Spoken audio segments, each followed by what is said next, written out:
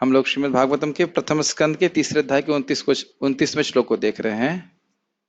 Let's start. जन्म गुह्यम भगवतो भगवतो य एतत् प्रयतो नरः य एतत्प्रयतो नरः सायं प्रातः गृणन् भक्त्या सायं प्रातः गृह्णन् भक्त्या दुःखग्रामाद् विमुच्यते। दुःखग्रामाद्विमुच्यते। ओके, तो भगवान के इन गुह्य जन्मों को, भगवान के जितने भी अवतार है उनके और भगवान कृष्ण के भी, या एतत् प्रयतो नरः, जो व्यक्ति बड़ी सावधानी से, प्रयतः मतलब बड़ी सावधानी से समाहित होकर के, चित्त को समाहित करके, शुद्ध होकर के, यह नर, कोई भी नर, कोई भी इंसान अगर सुनता है, पढ़ता है, कैसे और कब, तो कह रहे हैं सायं प्रातः, सायं मतलब शाम को, प्रातः मतलब सुबह, सुबह और शाम, गृणन, गृणन मतलब कीर्तन करता है, कैसे, भक्त्या, भक्ति पूर्वक, बड़ी श्रद्धा से, तो कहते हैं दुख ग्रामात विमुच्यते, वह दुख के समूह से मुक्त हो जाता है। अर्थ समझ में आ गया? रूपा जी का कीर्तन चल रहा है क्या इसमें? ठीक, तो अब हम लोग उसके अनुवाद को पढ़ते हैं। जो कोई भी भगवान के गुह्य अवतारों का सावधानी पूर्वक प्रतिदिन सुबह तथा शाम को पाठ करता है, वह जीवन के समस्त दुखों से छूट जाता है। इसका लिंक दे रहे हैं श्रील गिरधर लाल जी की टीका से। अब इन अवतारों के कीर्तन के फल को कह रहे हैं, क्यों करना चाहिए ये कीर्तन, अगर आप सुबह शाम करेंगे तो दुखों से मुक्त हो जाएंगे। अब उनकी बड़ी सुंदर सी टीका है, छोटी सी, उसको देखते हैं। यहाँ वर्णाश्रम आदि के नियम का विचार नहीं है, अपितु यह अर्थात कोई भी व्यक्ति जो समाहित चित्त होकर सुबह और शाम भगवान के अवतारों के रहस्यमय जन्म का भक्ति के साथ कीर्तन करता है, तो वह दुख ग्राम अर्थात दुखों के निवास भूत जो यह संसार है उससे मुक्त हो जाता है। क्या क्या अर्थ है जरा देखिए इसका। एक बात पे वो फोकस कर रहे हैं, वह है यह मतलब कोई भी, यह का मतलब है कोई भी, चाहे वो धोती कुर्ता में हो, चाहे वो गमछे में हो, कोई भी अगर वह कृष्ण का कीर्तन करता है, अवतारों का कीर्तन करता है, तो वह मुक्त हो जाता है। गरीब आदमी के पास पैसे नहीं है धोती कुर्ता पहनने के लिए, गमछे में आके क्लास सुने, लेकिन वह मुक्त हो जाता है। कोई बात नहीं, ये तो खैर विनोद की बात है, लेकिन बहुत ध्यान दीजिए, यह का मतलब है स्त्री हो, पुरुष हो, पढ़ा लिखा हो, चाहे कोई नहीं हो, अगर मान लीजिए बोल नहीं सकता है तो कोई कीर्तन कर रहा है तो सुन रहा है, इसमें वर्णाश्रम आदि का कोई विचार नहीं है, ये बात बोल रहे हैं।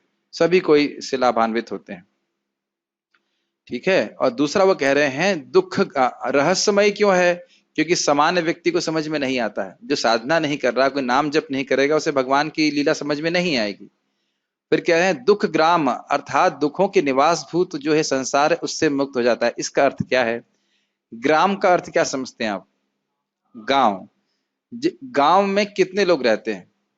कम से कम एक से तो अधिक। अब एक आदमी रह रहा है तो आप उसको गांव नहीं कहेंगे, तो ग्राम का मतलब हो गया उसमें बहुत सारे लोग रहते हैं और काफी समय से रह रहे हैं भी कह सकते हैं, घर बना लिए हैं। तो इसी तरह से दुख ग्रामा विमुच्यते मतलब ये जो संसार है ये दुखों का गांव है। समझ में आ रहा है? दुखों का गांव, विभिन्न प्रकार के कष्ट जीव को यहाँ पे सताते रहते हैं। तो जो भगवान के कीर्तन को करता है, इस भगवान के अवतारों के कीर्तन को करता है सुबह शाम और उनको सुनता है, या फिर तो वह व्यक्ति दुखों के बंधन से मुक्त हो जाता है, संसार से मुक्त हो जाता है। ठीक है, तात्पर्य देखते हैं। भगवत गीता में भगवान ने घोषणा की है कि जो कोई उनके दिव्य जन्म तथा कर्म के तत्वों को जानता है वह इस अस्थायी भौतिक संसार से छूटकर भगवत धाम को जाता है। अब देखिए भगवत गीता पढ़ने का फायदा, आपको वो श्लोक याद आ रहा है भगवत गीता का? ये हाँ, जन्म कर्म च मे दिव्यम एवं यो वेति तत्वतः त्यक्त्वा देहम पुनर्जन्म नैति मामेति सुवर्जना। तो इसलिए ये प्रभुपाद जी इसको बहुत महत्वपूर्ण श्लोक कहा करते थे। एक जगह कहा कहते सबसे महत्वपूर्ण श्लोक है। क्यों? क्योंकि जो व्यक्ति इस प्रकार से भगवान के जन्म और कर्म के तत्व को समझता है, वह चाहे कैसे भी मरे, कहीं पे भी मरे, किसी भी तरह मरे, वह भगवत प्राप्ति करेगा। जिस प्रकार से इस जगत में हम कुछ एग्जाम पास करने के लिए बहुत पढ़ाई करते हैं कि नहीं, सभी ने की, मैंने भी की है, उसी प्रकार से इस मृत्यु रूपी एग्जाम को पास करने के लिए एक ही पढ़ाई करनी है, और भगवान के लीलाओं का, भगवान के अवतार का, भगवान के तत्व का अध्ययन करना। अध्ययन मतलब सीरियसली पढ़ना, उसको समझने का प्रयास करना। जब हम लोग एग्जाम के लिए पढ़ते हैं तो बहुत सीरियसली पढ़ते हैं, एग्जाम के समय भूल ना जाएं। वैसे तो ये विनोद की बात है, मान लो मृत्यु से पूछा जाए भगवान कौन है, अरे एक मिनट क्या बताया था क्लास में, क्या था वो, ऐसा तो नहीं होना चाहिए। हाँ, कृष्ण आ जाना चाहिए मुख से, वैसे तो आ ही जाएगा। इस पे एक छोटा सा विनोद की बात है कि एक भक्त हमारे यहाँ पे फरहा में एक हॉस्टल में प्रीचिंग करने जाते थे। उन्होंने 6 महीने प्रीचिंग किया, प्रसाद खिलाया, कीर्तन किया, सब कुछ किया। तो एक लड़का पता नहीं क्या प्रसाद खाने आता होगा, जो भी हो, तो फिर उसके बाद वो प्रभु जी ने फिर वो प्रचार कार्य बंद कर दिया। फिर वो व्यक्ति दिल्ली गया, 1.5-2 साल के बाद हमारे वृंदावन बिहारी प्रभु को वृंदावन में आके मिला। बोला प्रभु जी वो कौन सा मंत्र आप बोल रहे थे, मतलब इतना कीर्तन हुआ, कुछ हुआ, उसको हरे कृष्ण मंत्र याद भी नहीं हुआ। इतने लोग जो है ढके रह सकते हैं। तो ये समझ सोचिए कि हमको अगर समझ में आ रहा है तो आसान बात है, अगर नाम जप ना करें, भक्तों से बार बार ना सुने, तो समझ में नहीं आएगा। ठीक है। अतएव इस भौतिक जगत में भगवान के अवतार की गुह्यता को भली भांति जान लेने पर भौतिक बंधन से छुटकारा प्राप्त हो जाता है, क्योंकि भगवान के जन्म कर्म दिव्य हैं, यही समझ लेना चाहिए। इससे दिव्य का अर्थ है अलौकिक है, और क्या कह सकते हैं, स्पिरिचुअल है, अप्राकृत है। यस। अतः भगवान का जन्म तथा उनके कर्म, जिन्हें वे जन सामान्य के कल्याण हेतु प्रकट करते हैं, सामान्य नहीं होते। क्यों कल्याण हेतु प्रकट करते हैं? क्या श्लोक है कुंती महारानी का? स्मरण शृण्वन्ति गायन्ति गृह्णन्ति भीक्ष्णशः स्मरन्ति नन्दन्ति तवे हितं जना तैव पश्यन्ति अचिरेण तावकम् भव प्रवाहो परमाम्बुदाम्बुजम्। भगवान सुंदर सुंदर लीलाएं करते हैं ताकि हमारे पास कुछ श्रवण करने के लिए रहे। और ध्यान देना चाहिए कि भौतिक वार्ता को श्रवण करके ही हम अपने अगले जन्म का निर्माण कर रहे हैं, और भगवान के बारे में सुन रहे हैं, तो फिर क्या हो रहा है, हम मुक्ति की तरफ जा रहे हैं। एक उदाहरण मैंने आपको नदी का दिया था, नदी का उदाहरण याद आ रहा है? यस, नदी मतलब गंगा जी नदी, हाँ होती हैं, समझ रहा हूं। उसका तात्पर्य यह है कि गंगा जी विष्णु के चरण से आई हैं, समुद्र, हाँ गंगा जी समुद्र की ओर जाती हैं, ये तो व्याख्या नहीं हुई। जो भौतिक वार्ता है वो एक ऐसी नदी है जो जन्म मृत्यु रूपी सागर की तरफ जा ही रही है, चाहे कितनी भी बाधाएं आए, वह जन्म मृत्यु सागर में जा रही है। और जो कृष्ण कथा है वो कैसी नदी है, जो भगवत अमृतत्व के सागर में जाए लेके जाएगी, मुक्ति के लिए, मुक्ति के एकमात्र साधन कह लीजिए, मोक्ष के लिए ले जाती है। मोक्ष मतलब भगवत प्रेम, मैं मोक्ष मतलब वो सायुज्य की बात नहीं कर रहा हूं, इतना आप समझते हैं। वे गुह्य हैं और जो भक्ति पूर्वक इस विषय की को होना चाहिए, इस विषय को गंभीरता, सॉरी, वे गुह्य हैं और जो भक्ति पूर्वक इस विषय की गंभीरता को जानना चाहते हैं, उन्हें ही यह रहस्य प्रकट हो पाता है। ये बहुत इंपॉर्टेंट बात है। जब आपके हृदय में, हमारे हृदय में जिज्ञासा होगी भगवान के तत्व को जानने की, तो भगवान व्यवस्था कर देंगे कि आपको ज्ञान प्राप्त हो जाए। ये मेरा कई बार अनुभव है कि कोई प्रश्न का उत्तर नहीं होता है और तीव्र जिज्ञासा होती है, तो अकस्मात वो ग्रंथ में नहीं पढ़ रहा होता हूं, भगवान प्रेरणा देते हैं, उस ग्रंथ को क्यों नहीं पढ़ा तुमने बहुत दिन से, उसको पढ़ो, मध्य लीला चैप्टर 5 कुछ भी ऐसे बोलेंगे, और फिर वह अकस्मात, अरे ये तो एकदम स्पष्ट समझ में आता है। तो हमारी जिज्ञासा होनी चाहिए, तो भगवान इस प्रकार से आदान प्रदान करते हैं। यही बात है, क्योंकि आप कहेंगे इतना आसान है सबके लिए मुक्त होना, नहीं आसान है, क्योंकि लोग इतना गंभीरता से भगवान के बारे में जानने के लिए इच्छुक नहीं होते। ऊपर ऊपर से वो कुछ लीला सुन लेंगे और सोचते हैं हाँ बस हो गया। जैसे हम लोग चर्चा कर रहे थे ना, स्वयं रूप, तदिकात्म रूप, आवेश रूप, प्राभव, विभव, ये सब कौन कहेगा, इस झमेले में पढ़ने की क्या जरूरत है, उनको झमेले लगते हैं।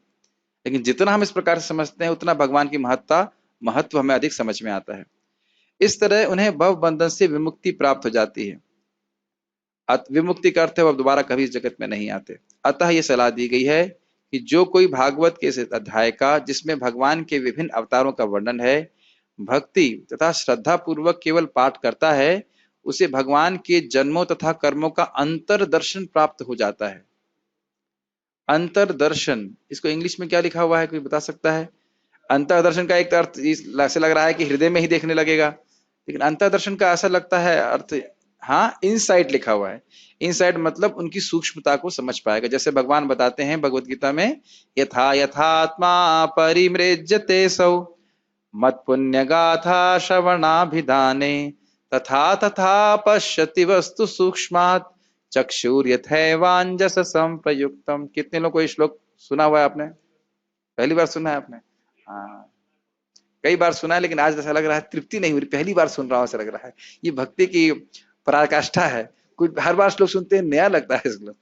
लेकिन भगवान 11वें स्कंद में कहते हैं यथा यथात्मा, जितनी मात्रा में आत्मा या जीव परिमृज्यते सौ मत पुण्य गाथा श्रवणाभिधाने, मेरी पुण्य श्रवण कीर्तन मेरी कथा के द्वारा शुद्ध हो जाता है, उतनी मात्रा में तथा तथा पश्यति वस्तु सूक्ष्मात, वह वस्तु की सूक्ष्मता को समझ पाता है, उसकी बुद्धि सूक्ष्म हो जाती है।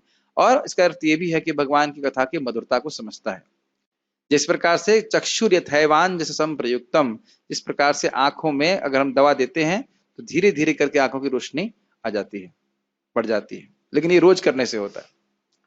ठीक है, तो इनसाइट समझ रहे होंगे, जैसे जितना आपकी अंडरस्टैंडिंग पहले भगवान के संबंध में थी, उससे आपकी अंतर्दृष्टि, इनसाइट, इनसाइट को क्या इनसाइट ही कहेंगे इंग्लिश में, वो और डेवलप हो रही कि नहीं हो रही सुनने से? हाँ, भगवान का ये बात है, सूक्ष्म ये बात है, अच्छा विलास रूप ये है, सुनते हैं, सुनते सुनते सुनते हृदय भी शुद्ध हो रहा है और ज्ञान तुमको प्राप्त हो ही रहा है। डीपर अंडरस्टैंडिंग, गहरी गहरी गंभीर समझावट होती जाती है। ठीक है, विमुक्ति शब्द इस बात का सूचक है कि भगवान का जन्म तथा उनके कर्म दिव्य हैं, अन्यथा मात्र उनका पाठ करने से किसी को मुक्ति प्राप्त नहीं हो पाती।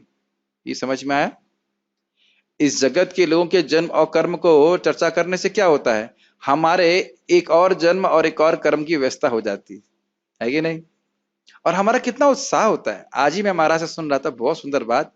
रुक्मिणी जी कह रही हैं कि भगवान कृष्ण को पत्र में लिखते हुए कि जो सिंह का शेर, सिंह का हिस्सा है, उसे श्रृगाल नहीं लेके जाना चाहिए। श्रृगाल मतलब शिशुपाल, श्रृगाल शिशुपाल एक जैसा मिलता जुलता है। तो महाराज में बहुत सुंदर टीका की है कि उसी प्रकार से जीव की इंद्रियां भगवत सेवा के लिए हैं, तो साधक को यही सोचना चाहिए कि उसकी इंद्रियां भगवान की सेवा के लिए हैं, उसे निम्न निम्न कार्यों में उसे नहीं लगाना चाहिए। ये भगवान का अपमान है। आपको याद है ना भजंती अवजानंती स्थानात भ्रष्टात पतंते धा। भगवान की सेवा नहीं करेंगे तो प्रभवम आत्म प्रभवम तो है ही, हमारे स्रोत हैं, साथ साथ ईश्वरम भी है, कंट्रोलर भी हैं, तो दंड प्राप्त होगा। तो अगर भगवान की जन्म कर्म की लीला का चर्चा नहीं करते हैं तो फिर हमारा एक और जन्म कर्म की व्यवस्था बन रही, विचार कर लेना चाहिए इसको। और बोलने का अर्थ यह भी है कि सुनना, जब हम, और सुनने का अर्थ होता है पढ़ना, जब हम पढ़ेंगे सुनेंगे तब कुछ बोल पाएंगे। ठीक है, तो इस अभ्यास को केवल क्लास तक सीमित नहीं रखना चाहिए, क्लास के बाद भी पढ़ने का सुनने का प्रयास करना चाहिए। कभी आपने देखा है कुछ लोगों को, मैं यहाँ किसी उपस्थित भक्त की बात नहीं कर रहा हूं, मैंने एक जनरल ऑब्जर्वेशन किया कि किसी व्यक्ति को कुछ बात अच्छी लगती है तो उसको बार बार बोलता है। वो आपको हो सकता है वो कथा सुना दी उसने, फिर उसको बोलेगा, ऐसा लगता है, और उसको याद नहीं रहता। मेरे संग भी ऐसा हुआ कभी कभी कि मैंने कोई बात बोली और भूल गया कि उस व्यक्ति को बोली है, फिर बोलना चालू कर देता। ऐसा हुआ है कभी, आपने देखा है? तो इस प्रकार से हमें वो शिक्षा लेनी चाहिए। जैसे लोग भौतिकता में इस प्रकार से उत्साहित रहते हैं, उस प्रकार से हम लोग कृष्ण भावना में उत्साहित रहना चाहिए, उससे अधिक होना चाहिए। हम लोग, मैं और पार्थ प्रभु लौट के आ रहे थे हरियाणा से ट्रेन से, तो छह बुड्ढे थे, मैं सोचता 6 बुड्ढे 6 घंटे तक बात करते रहे। टॉपिक तो वही था, आहार निद्रा भय मैथुन पे था, लेकिन इसी पे बात कर रहे थे। और उन्हें एक शिक्षा हमें प्राप्त हुई। उन्होंने कहा भाई आप थोड़ा देर तो चुप हो जाइए। कहते नहीं, हम इतने समय के बाद मिले हैं, बड़ी उत्सुकता है। तो उन्होंने कहा हमें भी भक्तों को आपस में मिलकर के कथा, कृष्ण कथा करनी चाहिए, इससे हम सबका कल्याण होता है। अतएव ये गुह्य हैं, और जो भक्ति के निर्धारित विधि विधानों का पालन नहीं करते, वे भगवान के जन्म तथा कर्म के रहस्य को जान पाने का अधिकार नहीं रखते। क्या सीखा आपने? प्रभुपाद बोले अतएव, अतएव मतलब भगवान के जो जन्म कर्म है वह दिव्य हैं, वह भौतिक बुद्धि से समझ में नहीं आते। श्रद्धा से भक्ति से स्वीकार करे, बार बार सुने, जैसे जैसे उसकी हृदय शुद्ध होता जाएगा उसको बहुत अधिक समझ पाएगा। तो यानी कि कोई नाम जप ना करे, मॉर्निंग साधना नहीं करे, तो फिर उसको कुछ समझ में नहीं आएगा। समझना छोड़ दीजिए, उसको रुचि भी नहीं होगी। मैंने आपको उदाहरण दिया था कि भरतपुर में एक डॉक्टर साहब आते थे तो वो आना बंद कर दिए। ऐसा नहीं कि हमने कुछ उनके संग खराब बर्ताव किया, बस उनको कथा समझ में नहीं आती थी। ऐसे बहुत बुद्धि है, बहुत प्रसिद्ध डॉक्टर हैं, लेकिन समझ में नहीं आता था कथा क्या हो रही। और दूसरा उदाहरण था कि वहीं पे एक डॉक्टर साहब हैं प्रभु जी हमारे, और माता जी दोनों। तो माता जी को का मन जो है बहुत वह रहता था, मतलब परेशान सा रहता था। तो आई क्लास सुनने आई। शुरुआत में कहती मुझे कुछ समझ में नहीं आता था, अब समझ में आने लगा। ये लेवल होता है, शुरुआत में समझ में नहीं आएगा, दूसरे बाद में समझ में आएगा लेकिन भूल जाएंगे, और फिर तीसरे लेवल में आपको समझ में भी आएगा और अब याद भी रख पाओगे कुछ बोला गया था। ये होता हुआ देख रहे हैं कि ऐसा ऐसा नहीं लगेगा कि हर बार जो श्लोक हर बार कोट किया जाता है वो नया श्लोक है। नहीं, ये सबकी स्थिति होती है शुरुआत में, तो क्या बोल रहे हैं। मुझे याद है आईआईटी में बस सर हम लोग पूछे, भाई क्यों, ये बताओ कि कृष्ण वाकई माता यशोदा से डर रहे हैं जब वो उनको डांट रही हैं, या नहीं डांट रहे, नहीं डर रहे हैं। तो हम लोग सोच रहे थे इससे क्या फर्क पड़ता है, मतलब हमारे मन में तब हम स्टूडेंट थे, मतलब क्या फर्क पड़ता है कृष्ण डर रहे हैं या ना डर रहे हैं, इससे क्या फर्क पड़ता है। वो लेवल था। अब समझ में आता है कि हाँ भाई वो कृष्ण वाकई डर रहे थे, उनके प्रेम के कारण उनका जो है वो लीला शक्ति उनको बुला देती है कि भगवान है। तो एक लेवल था सुनने का, अभी थोड़ा और लेवल है सुनने का, और इसी को ये जो अप्रिसिएशन है वो बढ़ता जाता है जैसे भक्ति करते हैं। तो क्या सूत्र सीख रहे हैं, कौन सीख पाएगा, जो भगवान का नाम जप करेगा, भक्तों का संग करेगा, प्रसाद खाएगा, तब धीरे धीरे करके बातें समझ में आती। ठीक है ना, कोई प्रश्न है यहां तक? Yes pro,